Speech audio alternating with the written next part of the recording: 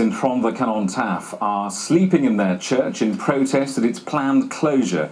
They stayed on after the final service at All Saints in Maerdy yesterday and still haven't left.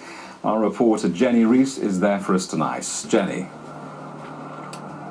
Well, there's been a church here in Maerdy for more than 125 years. It was built in the same year as a mining disaster, and there's still a memorial garden just to the side of the building. Of course, All Saints isn't alone in having problems, whether it be from dwindling numbers or from the spiralling cost of repairs. A number of churches up and down Wales have found that they're facing closure. We've had 93 in the last decade, 12 since July last year. But of course, these parishioners say that they're not going to go without a fight. It's not your typical church scene. But parishioners at All Saints Church in Maerdy are getting comfortable for what could be a long protest. They're angry that yesterday's Sunday service was the last ever. The church is now closed, but they're refusing to leave. We've stayed in protest. We've gathered names. The public have been overwhelming with their support, and we just feel we're not going to be moved from here.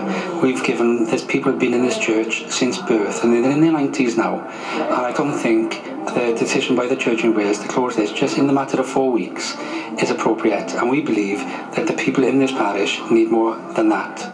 For many of them, All Saints is steeped in personal family history. My mother, before me, was the first to be married here in White. Then I was married. Then my daughter was married here. And now my granddaughter. I was hoping to get married here on August the 13th. But all the invites had gone out. But closure of the church have stopped all that. The Church in Wales insists the decision wasn't taken lightly and has been discussed for a number of years with the community. But a £400,000 repair bill was just too much. In one sense, of course, it's the community that's made this decision.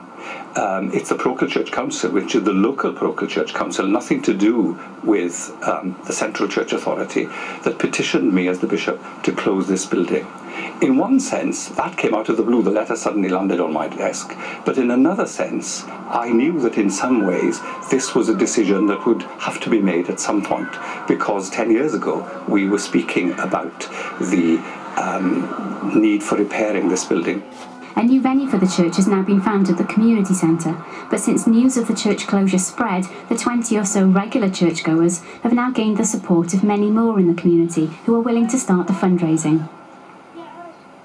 Of course, we've moved back inside the church now, where already the beds are up from last night and also ready for tonight, when there'll be more people staying over. There were 5 last night.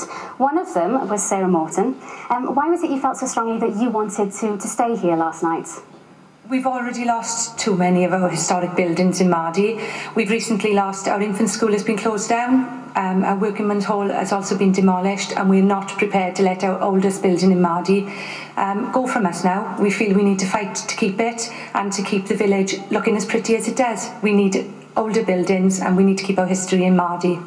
Well, one of those people who is actually a key figure in the community, because you were actually a church warden here, is Peter Blake, a former church warden, which I understand is a role that's run in the family your father was as well.